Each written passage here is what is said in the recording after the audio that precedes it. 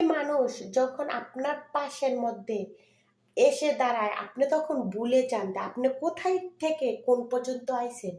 অবশ্যই এখন আপনি কোটি কোটি টিয়ার মালিক হইছেন, কিন্তু মালিক আপনি কার দ্বারা হইছেন?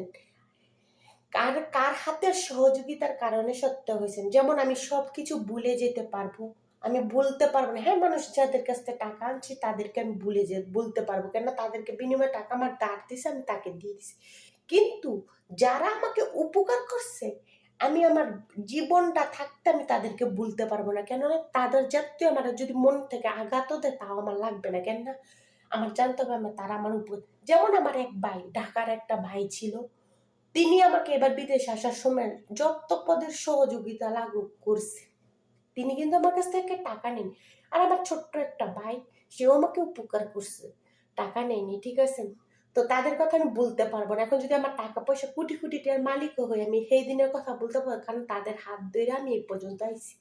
যদি আমি ভুলে যাই, অথবা আমি আপনাদের কাছে কিছু হব না, আল্লাহ আমাকে মাফ করবে না। কেননা আমি যদি এখন তাদের সাথে বিশ্বাসঘাতক করি, আল্লাহ আমার সাথে বিশ্বাসঘাতক করবে। এই জন্য আপনাদেরকে আমি বলে দিচ্ছি, কখনো কেউর কাছে বিশ্বাসঘাতকটা করবেন না।